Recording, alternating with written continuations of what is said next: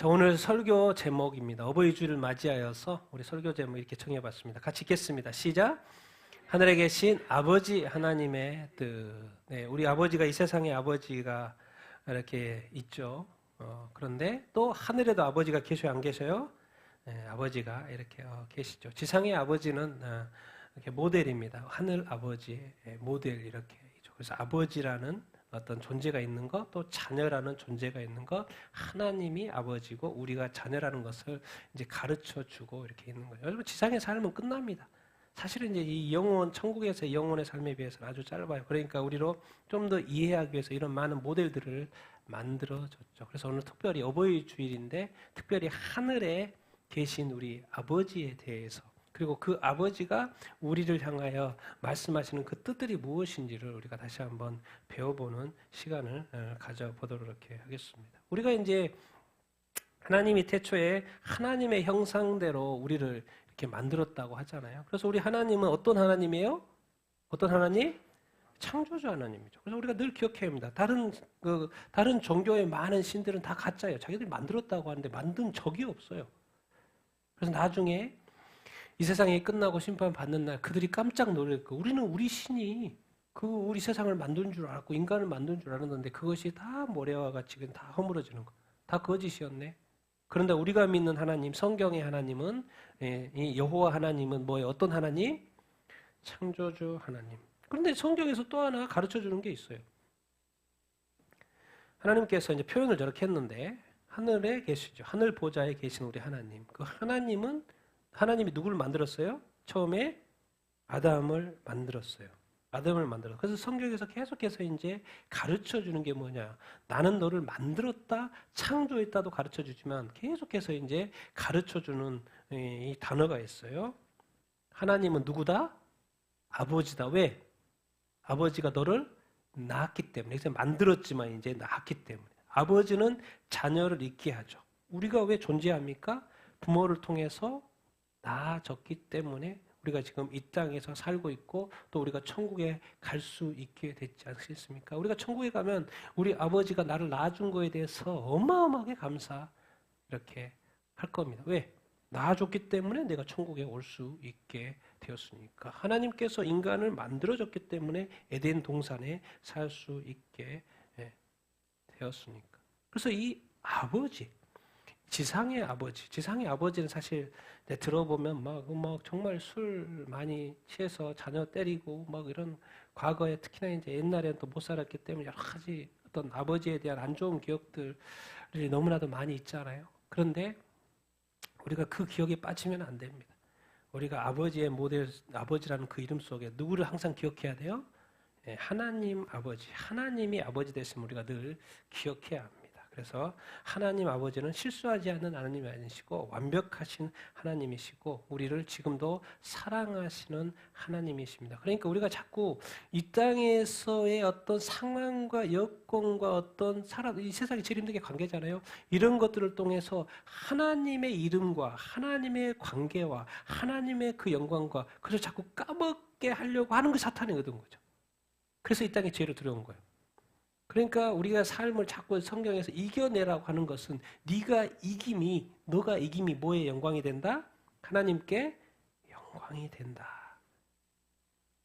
그래서 이 땅에서 그리스도의 삶은 우리가 열심히 살아야 되고요. 정말 게으르지 않아야 되고 충성의 삶을 살아야 됩니다. 지치도록 충성을 해야 합니다. 제가 하영조 목사님을 좋아하는 것은 전에 하영조 목사님 좋아하는 것 지치도록 죽도록 하나님께 충성하는 그 모습을 보면서 나도 그렇게 살아야지 늘 다짐하면서 살았습니다. 죽을 때까지 설교하다가 쓰러져가지고 돌아가셨잖아요. 왜? 그 모습 속에 제가 발견한 건 뭡니까? 하나님 아버지를 저렇게 사랑할 수 있구나. 우리는 하나님을 어떻게 얼마만큼 이렇게 합니까? 근데 우리는 이 좋은 아버지 앞에 우리는 뭐였어요? 죄인이었어요? 죄인들의 아버지. 말이 안 되지만 죄인들의 아버지예요. 같이 한번 읽어보겠습니다. 시작. 모든 세리와 죄인들이 말씀을 들으러 가까이 나아오니 바리새인과 서기관들이 수군거려 이르되 이 사람이 죄인을 영접하고 음식을 같이 먹는다 하더라. 너희 중에 어떤 사람이 양 100마리가 있는데 그 중에 하나를 잃으면 99마리를 들고 그 잃은 것을 찾아내기까지 찾아다니지 아니하겠느냐? 내가 너희에게 이르노니 이와 같이 죄인 한 사람이 회개하면 하늘에서는 회개할 것이 없는 의인 아홉으로 말미암아 기뻐하는 것보다 더하리라. 자, 예수님이 말씀 이렇게 하시는 거죠. 비유를 들으신 거고. 근데 예수님에게는 항상 어떤 사람이 자꾸 모이냐면 모든 세리와 죄인들. 그 당시에 최악, 같이 거의 뭐 매국노처럼 여겨지는 그 유대인들의 이스라엘의 세금을 걷어가지고 로마에 바치는, 그래서 모두가 다 큰 죄인으로 여기는 세리들. 그리고 누가요? 또 죄인들. 뭘 들으러 와요? 말씀을 들으러 와요. 누구한테? 예수님한테. 예수님한테 왜 이렇게 죄인들이 많이 붙지? 그 당시에 또 어떤 부류가 있냐면 바리새인과 서기관들, 그 당시에 지도자들. 자기는 뭐라고 생각해요? 저 사람들을 죄인이라고 하는 건 자기는 뭐라는 거예요? 자기는 뭐라는 거예요? 의인이라고 생각하는 거죠. 의인이기 때문에 죄인들하고 노는 예수님을 싫어하죠.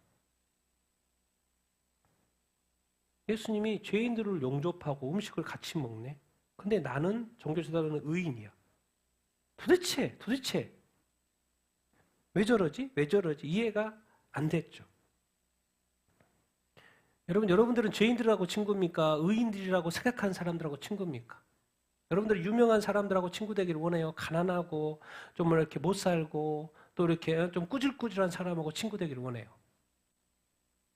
여러분 어떤 것 같습니까? 나이스한 사람 옆에 있어서 내가 나이스하게 보이기를 원하는 것을 좋아합니까? 아니면 꾸질꾸질한 사람, 설 수도 없고 그냥 도와줘야 되는 그런 사람하고 함께 지내는 것을 좋아하십니까? 그 마음을 주님께서는 다 알고 계시죠. 여러분의 마음이, 우리의 마음이 어떠한지. 근데 예수님은 이상하게 서기관들하고 바리새인들하고 같이 있어야 되는 게 어떻게 보면 합당할 것 같은데 그들은 쳐다보지도 않고 이렇게 화 있다고 그러고 모든 큰 죄인과 죄인들하고 늘 영접하고 가까이 하고 와도 항상 웃어주고 반겨주고. 도대체 예수님은 그러면서 비유를 들은 거예요. 너희 중에 어떤 사람이 양 100마리가 있어. 그 중에 하나를 잃어버리면 9마리를 두고 99마리 두고 그 잃어버린 것을 찾아내기까지 찾아다니지 않겠느냐. 근데 이게 무슨 말이냐면 이건 비유니까 그 잃어버린 양이 뭐였다는 거예요? 잃어버린 양이 좋은 양이 아니고 의인이 아니고 뭐였다는 거예요? 죄인. 그러니까 찾을 가치가 없는, 버려도 되는. 뭐 9마리, 100마리 중에서 9마리 다 있고 한 마리. 근데 그놈은 뭐요? 죄인이에요. 안 찾아도 되는 존재. 그런데 그 한 마리를 찾으러 간단 말이에요, 이 사람은. 근데 그것이 죄인이에요. 말하는 거예요? 하나님은 찾는다는 거예요. 나는 안 찾아도 예수님은 찾는다는 거예요. 그 죄인, 별 볼 일 없어 보이는 그 한 사람도 찾는다는 거예요. 근데 그 죄인이 또 뭐 하기를 원하는 거예요? 회개하기를 원한다는 거예요. 회개한다는 뭐예요? 다시 하나님께로 돌아온다는 이야기죠. 그리고 어떻게 연결하냐면 하늘에서는 회개할 것 없는 의인 몇 명? 99마리 같이 있는 그 사람들을 뭐라는 거예요? 의인이라는 거예요. 그런데 그 나간 죄인 한 명이 돌아오는 것에 대해서 하늘에서 더 기뻐한다, 안 기뻐한다? 기뻐한다. 나는 의인들하고 같이 있는 거 기뻐합니까? 여러분, 우리끼리 같이 모여 있는 거 기뻐합니까? 안 믿는 불신자하고 같이 있는 것이 더 기쁩니까? 주님 뭐가 기쁠까요? 우리가 믿는 사람들과 같이 있는 것을 더 기뻐할 거예요? 아니면 안 믿는 사람과 같이 있는 걸 더 기뻐할까요? 당연히 다 기뻐하죠. 근데 우리는 다 믿는 사람이에요. 근데 우리가 안 믿는 사람과 같이 지내고 대화하고 그들에게 또 복음의 기회를 보고 또 섬기고 사랑하는 것을 좋아할까 안 좋아할까요? 더 좋아한다는 거예요. 아니 그게 아닌데 좋은 사람끼리 서로 하고 안 좋은 사람끼리 이렇게 하는 거 아닌가? 딴 거 없어요. 우리는 뭘 생각하는 거예요 지금? 이 세상의 관점으로 생각하니까 이게 자꾸 이해가 안 돼. 근데 하나님이 예수 그리스도 이 땅에 보낸 이유가 뭐였어요? 딴 거 없어요. 딱 하나로 정리됩니다. 뭐예요? 영혼 구원이에요. 내가 저 사람하고 왜 친해야 되는데, 내가 저 사람을 왜 도와줘야 되는데, 내가 저 사람을 왜 꾸질꾸질한 사람은, 나를 도와줄 사람을 내가 찾아야지. 내가 도와줄 사람은 도대체 왜 내가 그 사람한테 가야 되는데, 왜? 딴 거 없어요. 예수 그리스도를 모르니까, 죄인이니까, 그 한 가지 이유 때문에. 그리고 그 사람이 뭐 하기를 원하니까? 회개하기를 원하니까. 그게 뭐 뜻이니까? 하나님의 뜻이니까, 예수님의 뜻이니까. 여기서 이제 우리 마음들이 드러나는 거예요. 뭐요? 이렇게 질문해 봅시다. 항상 성경은 뭐요? 지식으로가 아니고 나한테 적용하는 말씀입니다. 하나님이 나한테 하시는 말씀이에요. 나에게. 나는 잃어버린 자, 또 죄인이면 죄인을 내버려두는 편입니까? 아니면 그 한 마리라도 그 잃어버린 자를 찾아내려고 애쓰는 편입니까? 여러분의 마음은, 또 우리의 마음은 어떤 것 같습니까? 그 9마리 중에 하나? 그냥 하나 정도는 이렇게 생각합니까? 아니면 그 영혼을 끝까지 붙들려고 여러분 하십니까? 여기서 바로 이제 이게 주님의 마음과 나의 마음의 차이. 우리는 항상 상대적인 생각을 하죠. 근데 주님은 절대적인 절대적인 사고가 한단 말이에요? 천국 가면 지옥밖에 없어요. 근데 우리는 여기서 못했던 거 저기 가서는 더 잘 살겠지라는 생각을 하는 거예요. 그 상대적인 생각. 주님은 지금 예수님이 누군지도 알아보지도 못하고 예수님의 뜻이 뭔지도 알지 못하고 자기는 의인이라고 생각하고 사는 많은 그리스도인들, 하나님의 백성들, 죄인에 대해서 쳐다보지도 않고 가까이 하는 것을 죄를. 그것도 율법에서 또 그렇게 하니까 또 맞든 말이 틀린 말은 아니에요. 근데 지금 종교 지도자들이 구약적 사고방식을 살고 있는 거예요. 메시아가 오겠다라는 그 예언적인 사고에 살고 있는 거죠. 근데 지금 무슨 시대예요? 메시아가 온 상태예요. 신약 시대예요. 이제 다시 오실 주님을, 구약은 메시아, 초림 예수에 대해서 예언한 거고, 신약은 뭐예요? 다시 오실 예수님에 대해서 훨씬 이야기 많이 하죠. 그러니까 시대가 바뀌었다니까 사고 전환을 빨리빨리 우리가 해야 되죠. 근데 종교 지도자들이 그 사고 전환이 안 따라온 거죠.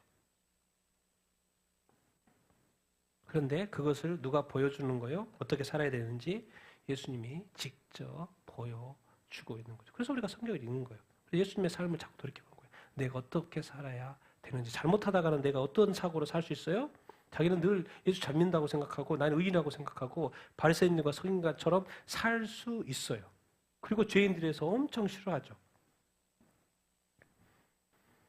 그래서 우리는 예수님처럼 살 수 있을지 아니면 나처럼 살지. 그런 모습들이 삶에 나타나는 것이죠. 지금 설명하는 걸 이해하도록. 그러면서 또 11절부터 24절 읽겠습니다. 시작.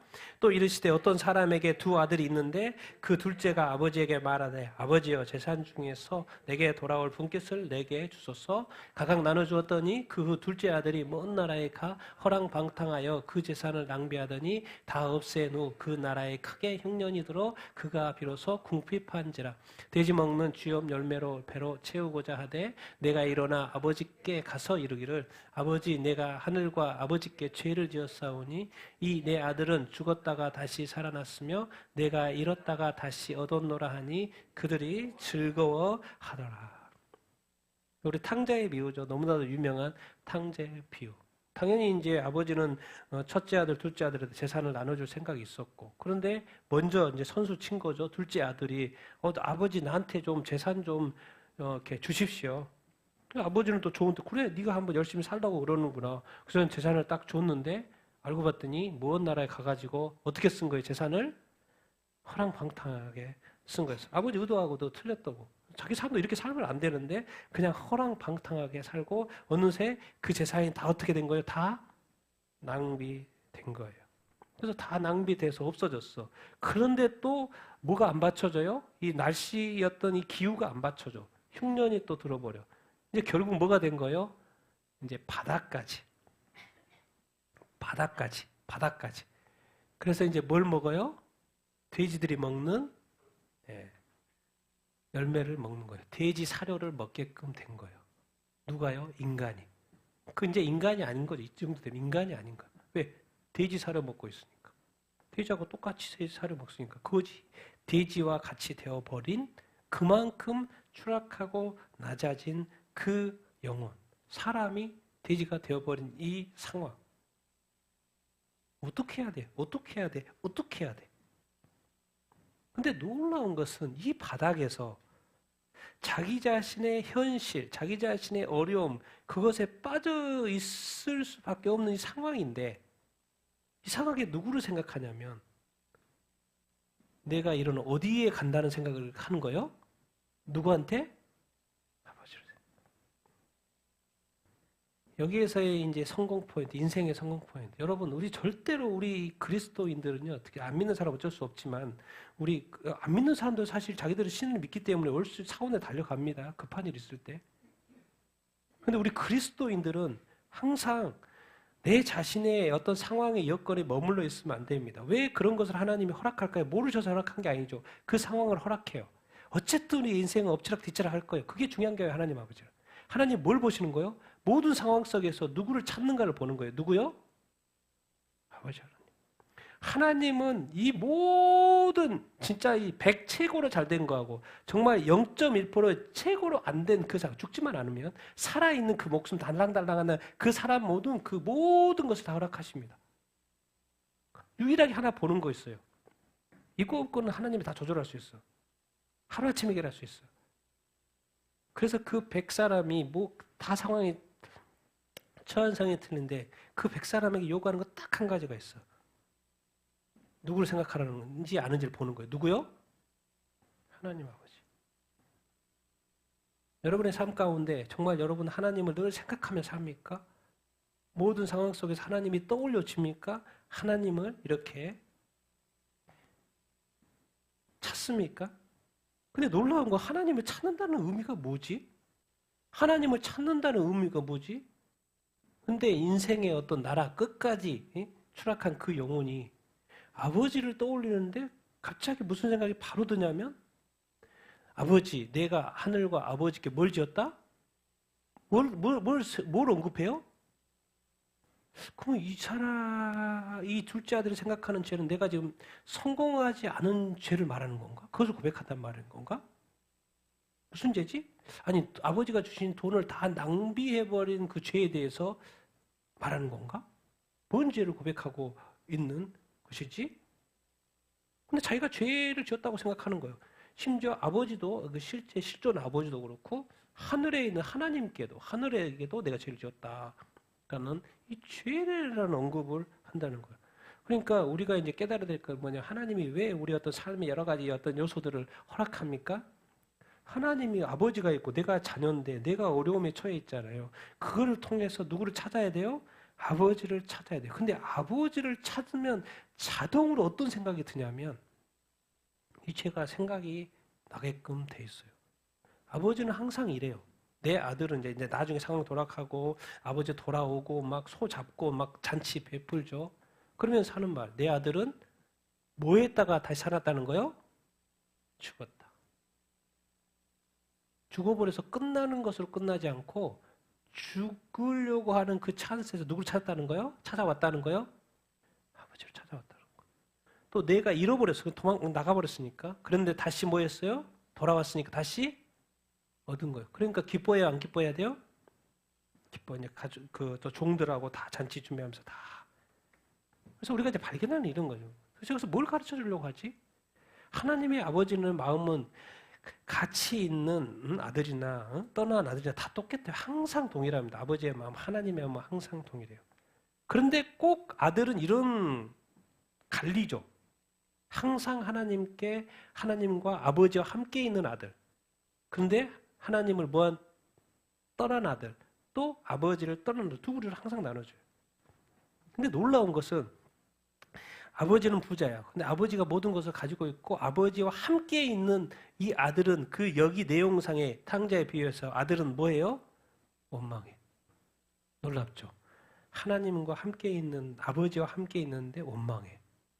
자기 것이 내 것이 다 너 거야 이렇게 말하는 아버지와 같이 있는데 이상하게 원망해. 모든 것이 무슨 중심이에요? 일 중심인가? 관계 중심이 아니야. 일 중심이야.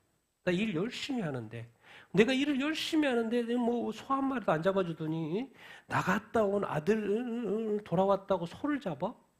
이건 이해할 수 없어. 아버지 도대체 맞냐고 이렇게 나오고 희한해. 둘째 아들 아들이 둘째 아들을 보는 관점이 그건 거죠. 야, 너는 아버지 재산 다 가지고 가가지고 뭐요? 네가 다 탕배나고 뭐 돌아와? 어디 낯짝이 있냐? 이런 식인 거죠.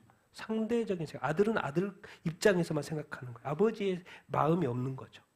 우리의 그게 한계입니다. 너도 아들 나도 아들 그 한계.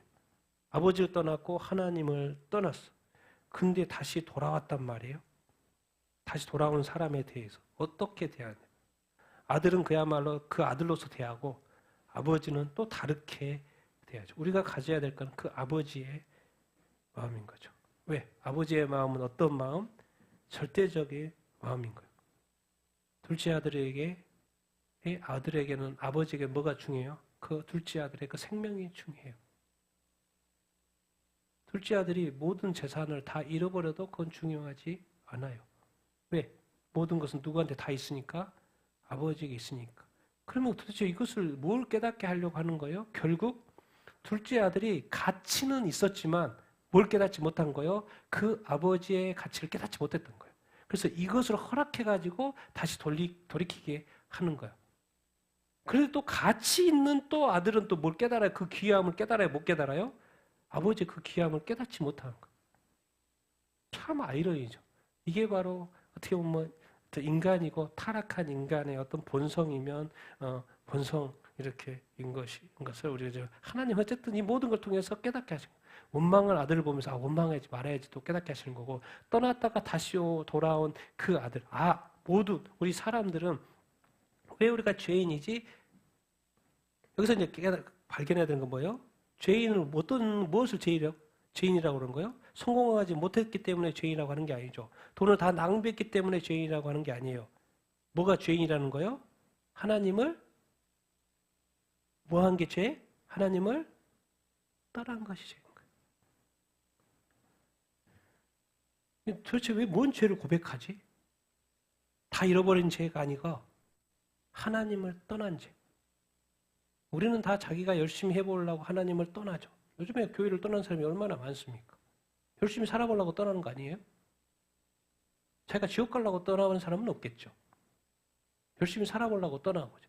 세상이 좋아서 떠나든지.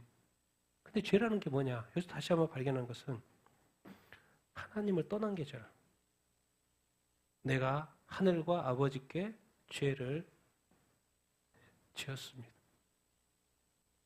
여러분 어쨌든 하나님에게서는 가치 있는 자녀, 우리 교회 안에 가치 있는 자녀, 또 교회를 떠난 자녀, 또 안 믿는 자녀가 있는데 하나님 아버지가 다 동일해요.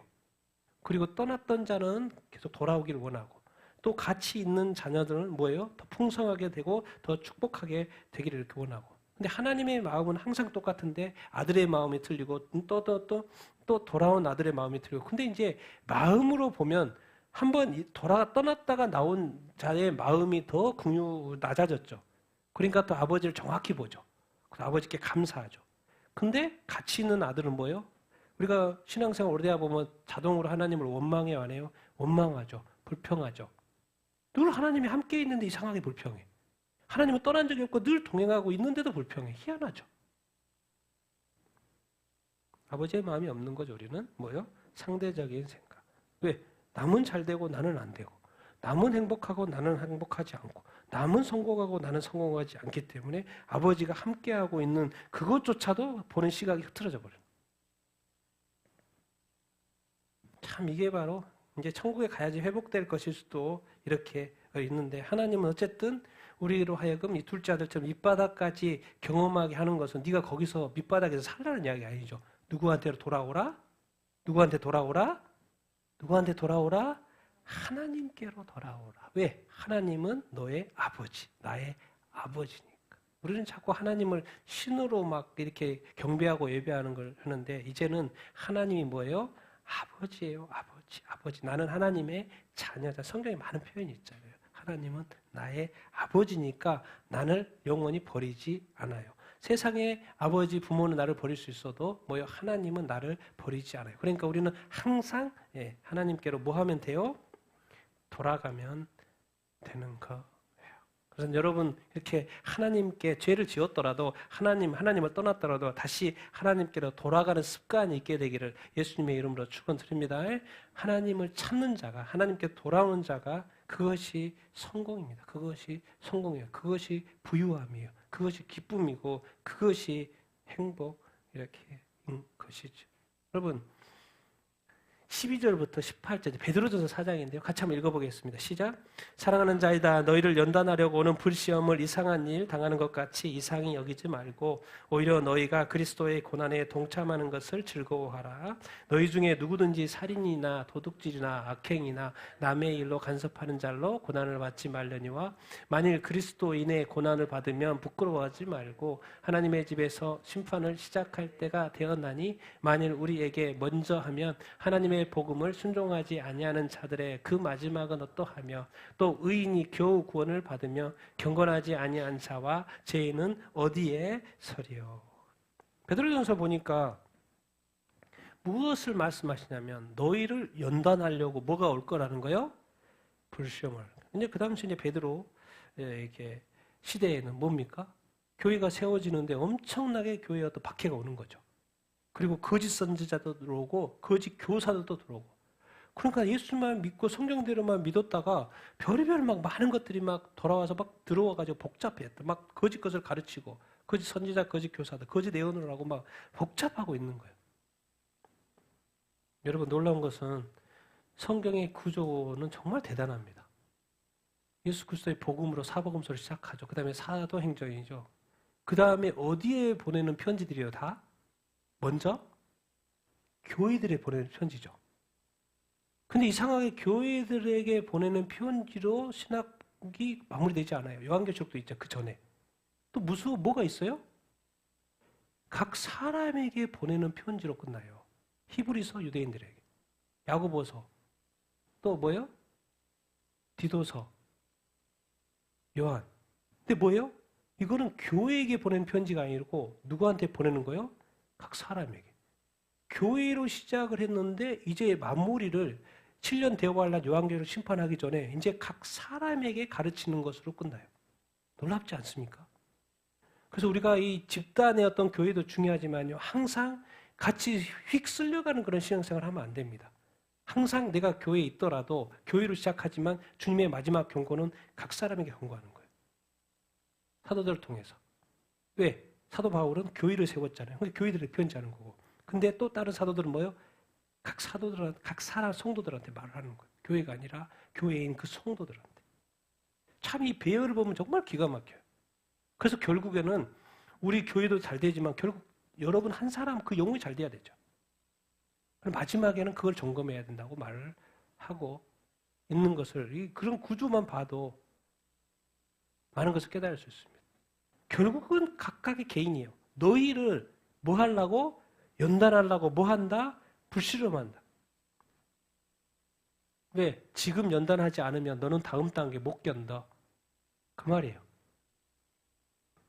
여러분 지금도 못 견디는 다음 단계 오면 견딜까요? 당연히 못 견디죠. 그래서 지금 연단하는 거예요. 그래서 불시험을 하는 거예요. 그럼 도대체 왜? 왜 그리스도인의 삶에 예수만 믿으면 다 잘 되는 거 아니에요?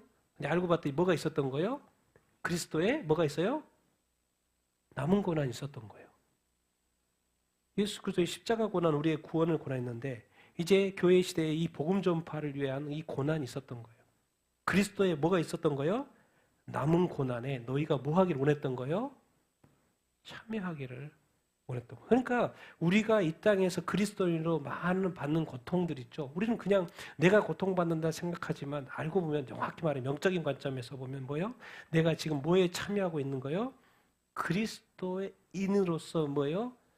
그리스도의 남은 고난에 뭐 하고 있어요?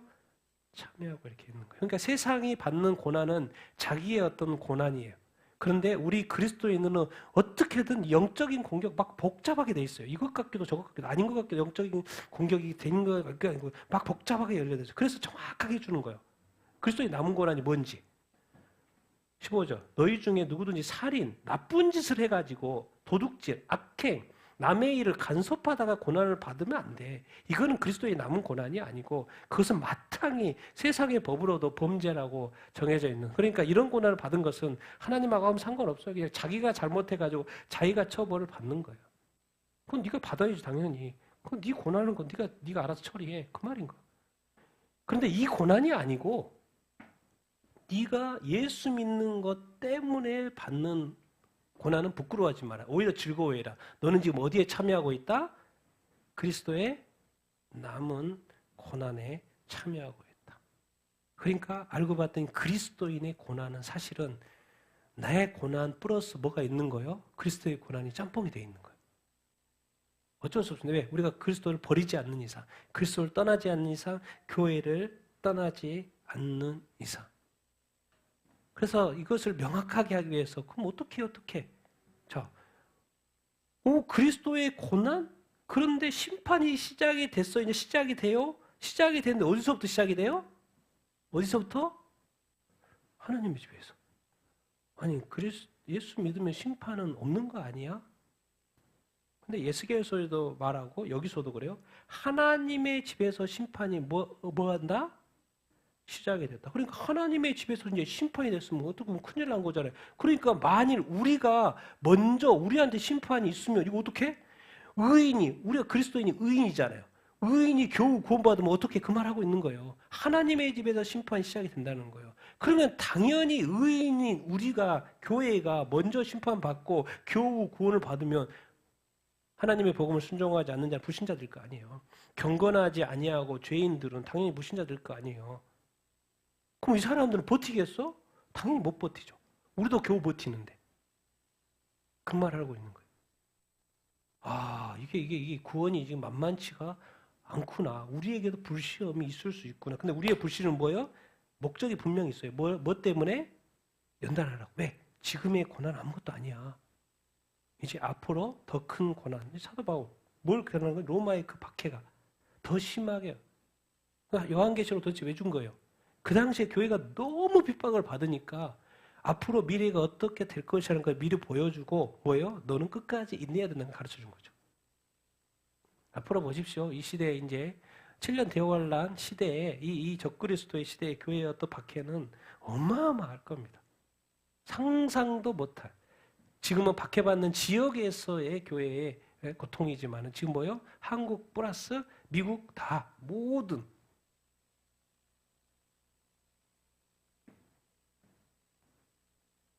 정말 우리가 이런 고난, 고통은 도대체 뭐지? 뭐지 도대체? 우리가 이해 안 되는 것인데 한 가지는 또 이제 플러스 이제 하나를 더 추가하십시오. 여러분의 어떤 삶에 있어서 고난에 대해서. 아, 이것이 뭐일 수도 있다?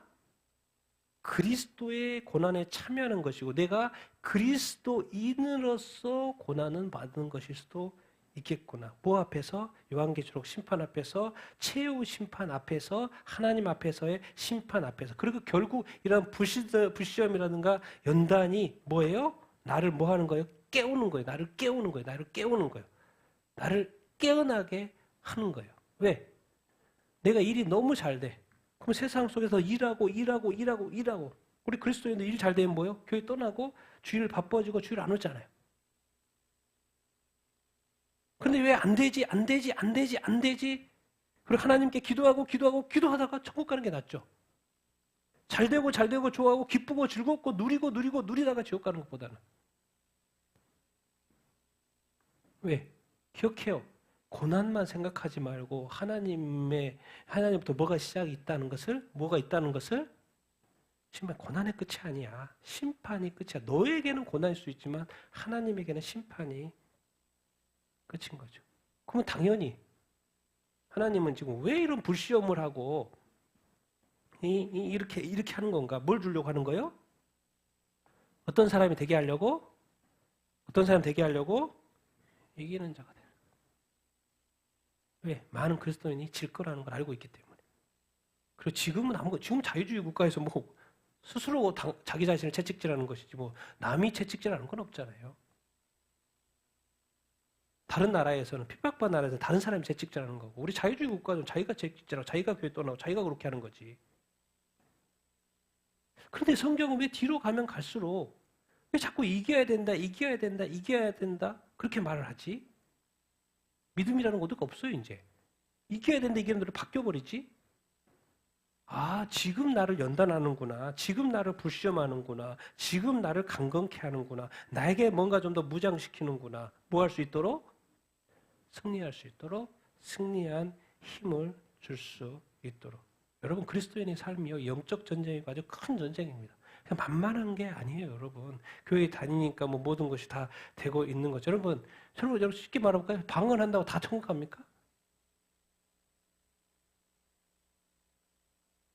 교회 다닌다고 다 천국 가요? 왜? 교회 오는 사람 중에 다른 목적으로 오는 사람들 얼마나 많은데. 교회가 사교 집단인 것도 사회 집단으로 생각하고 오는 사람들 얼마나 많은데. 그렇지 않아요? 하나님은 뭘 보는 거예요? 중심을 보죠. 그리고 그 중심이 뭐 할 때가 있다는 거예요? 심판할 때가. 근데 이미 심판이 시작이 됐대요. 이렇게까지 말하고 있어요. 이 정도의 경고면은 정말 베드로는 이제 끝자락, 세상의 끝자락. 그러니까 경고하는 거고 그 베드로도 이제 바울하고 이렇게 순교한 사람 아닙니까? 그 입장에서 와, 나도 이렇게 버티기 힘든데 우리 성도들이 어떻게 이런 것을 버티지? 베드로도 힘들어. 나는 예수님하고 3년이나 동행했고 이렇게 하는데 그냥 말로만 듣는 성도들이 어떻게 이 고난을 버틸 수 있을까? 이 삶의 고난이면 삶의 고난이고 이런 어떤 거 어떻게? 그래서 미리 경고해 주는 거예요. 베드로가. 너희들의 고난을 그냥 그걸로만 생각하지 마라. 네 안에 그리스도, 네 안에 성령, 너는 아버지 안에 있는 거야. 그리고 그리스도의 고난에 참여한 것으로 생각해. 그리고 반드시 뭐요? 이길 힘을 주실 거야. 이기게 하실 거야. 승리케 하실 거야. 계속해서 말씀하는 거예요. 그래서 예수님도 이렇게 살아생전에 가르쳐준 기도 같이 읽겠습니다. 시작. 하늘에 계신 우리 아버지여, 당신의 이름이 거룩히 여김을 받으시오며 당신의 나라가 임하옵시며 당신의 뜻이 하늘에서 이루어진 것 같이 땅에서 이루어지이다. 오늘 우리에게 일용할 양식을 주시옵고 우리가 우리에게 죄 지은 자들을 용서하여 준 것 같이 우리의 죄를 용서하여 주시옵고 우리를 시험에 들게 하지 마시옵고 다만 악에서 구하옵소서. 너희가 사람들의 잘못을 용서하면 너희 하늘 아버지께서도 너희 잘못을 용서하시려니와 너희가 사람들의 잘못을 용서하지 아니하면 너희 아버지께서도 너희 잘못을 용서하지 아니하시리라. 사실 주기도문은 여기까지입니다. 우리 자꾸 여기까지만 해서 아멘 끝내지만은 사실 여기까지. 왜? 부연 설명. 12절 부연 설명. 뭐요? 첫 번째.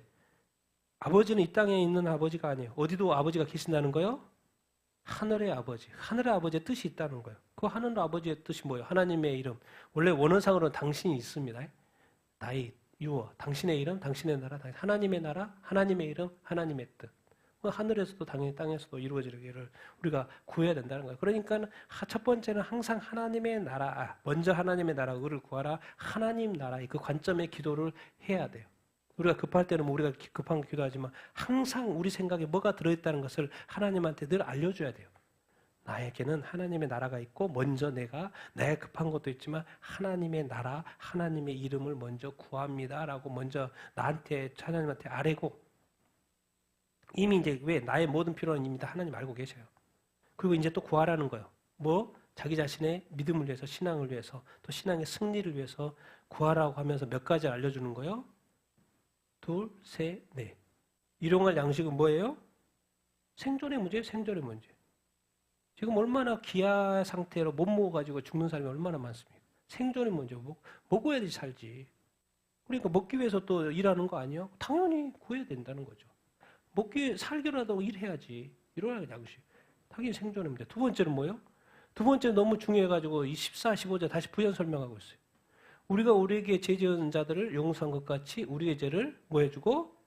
용서해. 아니 예수님 십자가에 다 못 박혀 죽으신 거 아닌가?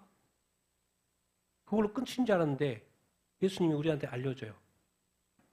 뭐가 있을 거라는 거예요? 서로 범죄하는 사건이 계속 있을 거라는 거 알고 있고 서로 용서해야 되는 사건이 계속 있을 거라는 걸 알고 있어요. 그래서 우리가 우리에게 죄 지은 자야. 이 세상에 관계잖아요. 관계. 모든 것이 관계. 삶이라는 게 관계잖아요. 그래서 우리가 서로 범죄할 확률이 높기 때문에 지금 미리 가르쳐줘. 우리가 우리에게 죄 지은 자를 용서해 준 것 같이 우리 죄를 뭐 해주고 용서하여 주. 이걸 잘 이해 못할까 봐 밑에 설명을 해놨어요. 무섭게. 너희가 사람들의 잘못을 용서하면 너희 하늘아버지도 너희 잘못을 뭐한다? 용서한다. 근데 만약에 너희가 사람들의 잘못을 용서하지 않으면 너희 아버지께서 너희 잘못을 용서한다 안 한다? 용서 안 한다고. 설명하고 있어요. 엄청나게 이제 무서운 이야기를 주기도문에서 가르쳐주고 이렇게 했어요. 그래서 이제는 처음에는 내가 너희 죄를 위해서 용서해줬어. 그래서 너희들과 제가 용서받았어. 그래서 용서받은 너희가 이제 다른 사람, 하나님 사랑, 이웃 사랑, 다른 사람이 너희들한테 범죄를 지면 7번에 70번까지 용서해줘. 그래서 네가 그 용서하면 내가 너 용서해줄게 라고 바뀌어 있어요. 근데 지금 우리가 항상 어긋나게 살아요. 하나님이 예수님이 이 땅에 와서 나의 죄를 용서해 주신 것까지로만 알고 있는 거예요. 나중에 이제 천국에 딱 가서 주님의 그리스도의 심판대 앞에서 당황할 게 이건 거예요. 내가 다른 사람의 잘못을 용서 안 하면 이제 주님이 그런 거예요. 내가 너 용서 안 해. 얼마나 당황스럽겠어요. 그러니까 성경을 제대로 읽어야 되고 확실히 읽어야 된다니까요. 그래서 이것이 왜 하나님이 우리를 사랑하고 용서했기 때문에 예수 그리스도 십자가의 희생이 있었습니다. 어떻게 해서 그 이룬 그 죄에 대한 용서로 이룬 구원인데 너희가 너도 용서해야 된다 그 말을 하고 있는 거예요. 그래서 그걸 기도 제목에 집어넣는 거예요. 가르쳐 준 거예요. 이제 우선순위는 내가 널 용서했으니까 이제 너가 용서해야 된다 그 말을 가르쳐 주고 있죠. 왜? 서로 늘 범죄하면서 인간들이 살 거라는 걸 알고 있기 때문에. 난 여러분들이 용서하며 살게 되기를 예수님의 이름으로 축원드립니다. 14절만 기억하면 안 돼요. 15절. 너희가 사람들의 잘못 용서하지 않으면 하늘을 하나님께서 용서한다 안 한다? 용서하지 않는다. 무서운 말을 하고 있어요. 자, 세 번째는 뭐예요?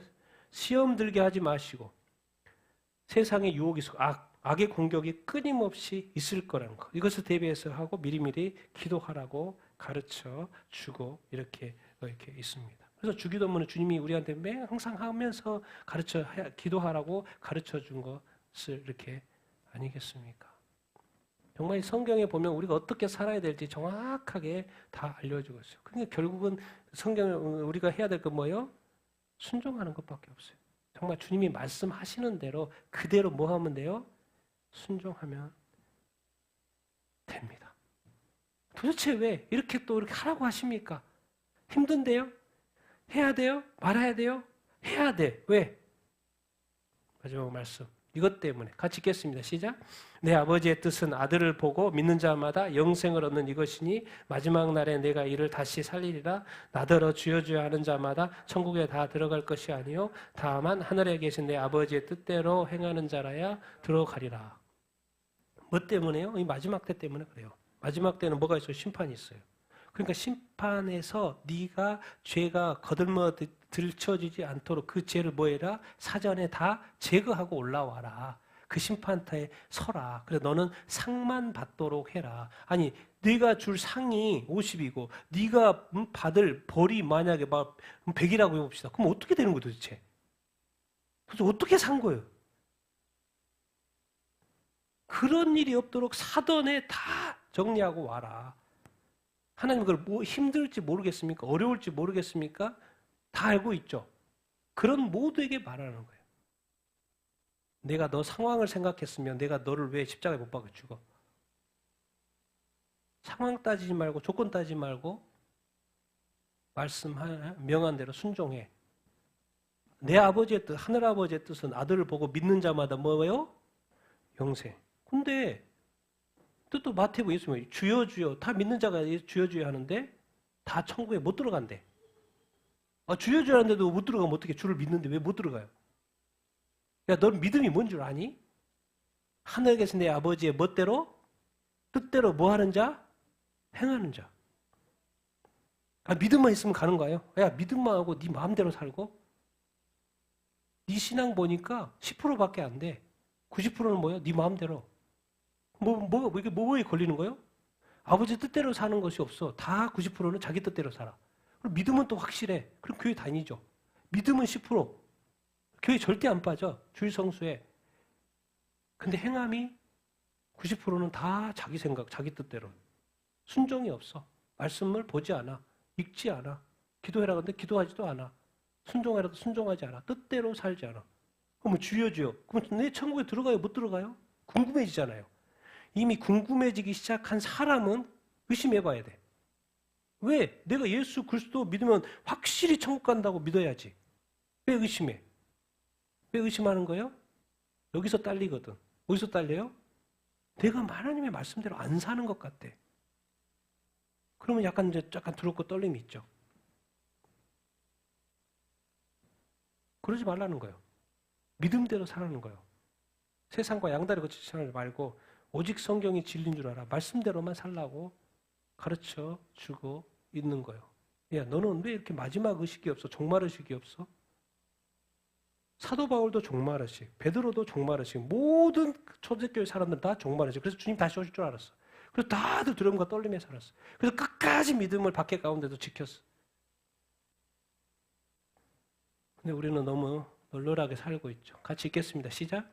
그때 임금이 그 오른편에 있는 자들에게 이르시되 내 아버지께 복받을 자들이여 나와 창세로부터 너희를 위하여 예비된 나라를 상속받으라. 또 왼편에 있는 자들에게 이르시되 저주를 받을 자들아 나를 떠나 마귀와 그 사자들을 위하여 예비된 영원한 불에 들어가라. 예수님이 마태복음의 24장, 25장에 종말에 대한 이야기인데 맨 25장에 또 맨 마지막에 이제 예수님이 재림하신대요. 앞에 보면 재림하시고 이제 천사들과 함께 오고 이제 보좌에 딱 앉아서 심판하세요. 근데 양과 염소를 왜 모든 민족을 양과 염소 두 개를 오른편 왼편으로 딱 나누고 마지막 결정이에요. 근데 놀라운 말씀을 하셔. 예수 믿은 자 양 이렇게 오른쪽, 예수 믿지 않은 자 불신자 왼쪽, 염소 이렇게 딱 구분하면 되는데 그렇게 구분하지 않아. 그 임금이 딱 구분을 하는데 어떻게 구분하냐면 내 아버지께 복받을 자들 하나님 아버지께 주시고자 하는 게 천국이잖아요. 그렇게 말해. 창세로부터 이 세상이 시작되기부터 뭐요? 준비했다 너희들을 위해서 그 예비된 나라 천국이죠. 이제 상속받으라 이렇게 말을. 근데 왼편에 있는 자들은 저주받는데 나를 떠나서 마귀와 그 사자를 위하여 예비된 영웅. 그러니까 이제 지옥이라는 것은 사탄 마귀하고 그 타락한 천사들을 위해서 영원한 영역을 벌하려고 영벌하려고 만드는 것이구나. 라고 말했는데 지금 뭐라고 심판하냐면 모든 민족 중에 왼편에 있는 자들에게 저주를 받을 자여 너도 거기 가 그렇게 말하는 거예요. 그러면서 여기서 하는 말이 뭔 말이에요? 재림 때 심판 때에서 앞서 주님 하신 말이에요. 내가 줄이고 목마르고 나그네되었고 헐벗었을 때 병들었을 때 옥에 갇혔을 때 그만 뭔 말이야?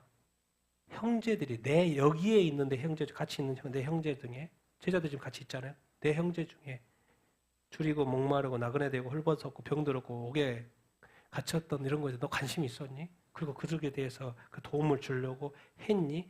내 형제 여기 내 형제 중에 지극히 작은 자 하나에게 한 것이 내게 한 것이라. 그러놓고 너는 영벌, 너는 영생 그렇게 말하는 거예요. 그래서 우리가 늘 기억해야 합니다. 여러분 늘 종말의식을 가지고 살아야 돼요. 천국과 지옥을 늘 생각하면서 살아야 합니다. 그리고 이상하게 믿음을 보지 않아요. 심판을. 행함으로 봐요. 속지 않게 되기를 축원합니다. 여러분 믿음은 야고보서처럼 행함으로 이어져야 된다, 안 이어져야 된다? 이어져야 된다. 그래서 제가 마지막에 이제 요즘에 드는 생각이 이겁니다. 같이 한번 읽어보겠습니다. 시작. 우리가 천국에 들어가지 못한다면 다 무슨 소용인가? 삶의 우선순위를 잘 지키죠. 여러분 이 땅에 잘 먹고 잘 살고 명예를 얻고 부유하고 뭐 다 얻었다고 생각합니다. 다 잘 됐다고 생각해요. 여러분이 기도하는 것마다 다 응답됐어. 그러면 그럴수록 어떻게 될 것 같습니까? 세상하고 더 가까워질 것이고 주님과도 더 멀어지겠죠. 지금 얼마나 많은 사람들이 교회를 떠납니까? 얼마나 많은 사람들이 목사님들이 반성경적인 결정들을 막 내려댑니까? 교회에서 심판이 시작됐다고 말했잖아요. 심판이 됐어요. 왜? 지금 하나님 무슨 작업하고 있어요? 이 땅에 복음화가 됐기 때문에 교회들이 많죠. 그래서 교회가 심판이 시작이 됐어요. 무슨 심판이요? 교회가 지금 나눠지기 시작하고 있다니까요. 순수한 교회, 말씀대로 믿는 교회하고 말씀대로 믿지 않는 교회. 그래서 교단들이 다 갈리고 있어요. 감리교도 지금 갈리고 있고 그래서 싸우고 있어요. 지금. 동성애, 목사 어떻게 해야 돼? 그리고 미국의 UMC 갈리고 있다니까. 미국의 장로교 갈리고 있다니까요. 그래서 이미 하나님의 심판이 교회에 시작이 됐다니까요. 지금 갈리고 있어요. 지금 분리시키고 있어요. 여러분 그 하나님의 그 뜻과 그 시간을 이해하겠습니까? 결국 우리는 예수 잘 믿고 천국에 가야 되는데 만약에 이 세상에 목사님들이 아직까지 그 배도 반성경적인 결정했던 그 목사님들이 계속 먹게 할 거 아니에요.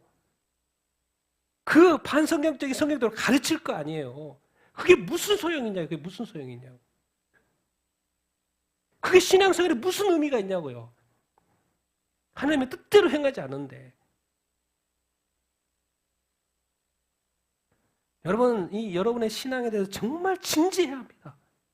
정말 여러분 천국 갈 수 있습니까? 정말 여러분은 진짜입니까? 여러분의 행함이 받쳐주는 믿음을 있습니까?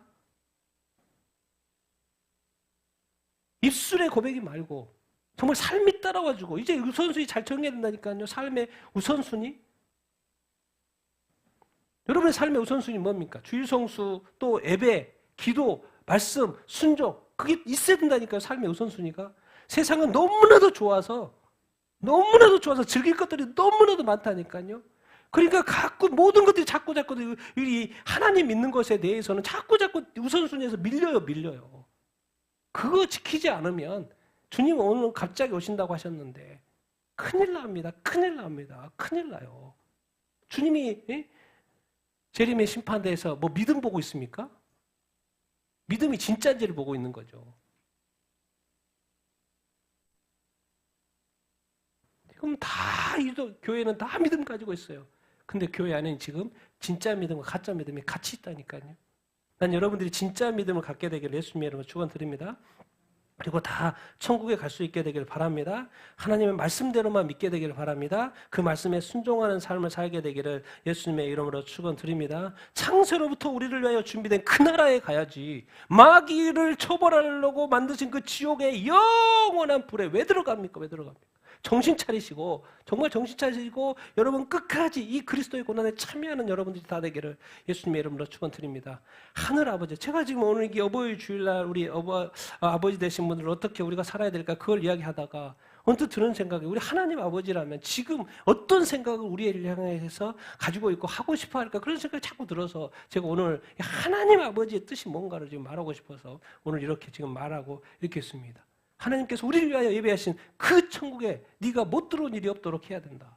교회는 지금 가라지와 가라지도 섞여 있다. 정말 가짜 믿음을 가진 자가 있다. 거짓 교사가 있다. 거짓 선지자가 교회 내에 있다. 너는 믿음은 바른 믿음이냐? 내가 너의 믿음을 보겠냐? 너의 믿음의 행함이 증거. 너의 삶의 우선순위는 정말 나냐? 정말 너의 우선순위는 어떻게 말씀이냐? 80%는 말씀이고 성경이고 교회인데 20%는 그런데 80%는 다 너의 생각으로 세상적인 가치관으로 가득 차서 살아간다고 하면 그게 어떻게 절반도 안 되는데 그게 어떻게 진실된 믿음이라고 하겠냐? 그 20% 가지고 천국에 나를 들어보내달라고? 그게 말이 되냐는 거죠. 주님한테 십자가에 못 박혀서 나를 위하여 죽인 주님 앞에 그게 할 소리입니까? 내가 주님을 더 사랑하지 못하고 더 순종하지 못하고 더 애쓰지 못한 그것에 대해서 안타까워해야지. 내 믿음 20% 있으니까 나 천국 들어보내십시오라고 주님하고 딜하고 있을 그런 믿음으로 우리가 살아야 되겠습니까? 그건 가짜 믿음이죠. 반성경적인 목사님이 있거나 반성적인 교회에서 무조건 떠나셔야 됩니다. 여러분이 제 책임을 못 져주잖아요. 오직 예수, 오직 말씀. 무슨 우리 목 안에 칼이 들어와도 오직 성경 그 진리만을 따르는 여러분들 다 되기를 예수님의 이름으로 축원드립니다. 그러셔야 합니다. 천국 들어가는 저는 결코 쉽지 않다고 생각합니다. 예수 믿는 것까지는 쉬웠어요. 그래서 믿음이 시작은 했어요. 유럽 교회 망했고 호주 교회, 여기저기 교회, 한국 교회도 어제 제가 영상 하나를 봤는데 어떤 분이 설명을 해. 자기가 강사기 때문에 여기저기 교회 많이 가보고 도시교회도 가보고 시골교회도 가보는데 자기 설명을 해. 그분이 이대로 교회 가다 시골교회 이제 제로됩니다. 제로해. 어차피 젊은 사람 안 하고 나이 드십니다. 죽으면 이제 이 교회 없어져요. 그런 이야기를 하더라고. 얼마나 그 이야기 들으면 슬픕니까? 교회 없어진다고요. 자동으로. 우리가 그런 시대에 살고 있습니다. 깨어나시게 되기를 바랍니다. 그리고 주님 아버지 앞에서 참되게 살 수 있게 되기를 예수님으로 축원드립니다. 참되게 산다는 건 예수 믿고 산다는 게 아니고 믿음대로 순종하며 말씀에 순종하며 산다는 것입니다. 아버지의 뜻이 저렇게 분명하고 나는 너를 구원하시기 위해 천국에 들어오려고 내 아들을 보냈고 너를 믿고 있는데 이제는 내 아버지의 뜻대로 행하는 자가 되라. 지금 말씀하고 있고 그리고 너를 내가 연단하는 것은 그리스도의 남은 고난에 아직 나머지 시간이 아직 주님 오신 게 아니잖아요. 그 고난가에 참여하기 위해서 내가 더 하나님의 나라와 의를 위하여 복음을 위하여 구원을 위하여 영혼구원을 위하여 내가 너를 좀 더 쓰기를 원한다. 믿음 생활 열심히 하고 끝까지 믿음 잘 지켜라. 주님 그거 말은 아니겠습니까? 정말 그렇게 살 수 있게 되기를 예수님의 이름으로 축원드립니다. 아버지의 마음은 지금 피눈물 납니다. 피눈물 나요.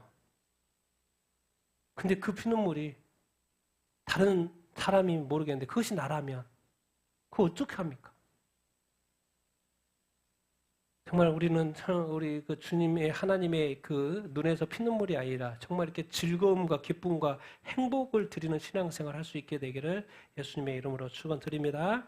아멘. 하늘에 계신 우리 아버지의 뜻을 분명히 알고 그 뜻대로 순종하고 영광 올려드리는 삶을 살게 되기를 축원합니다.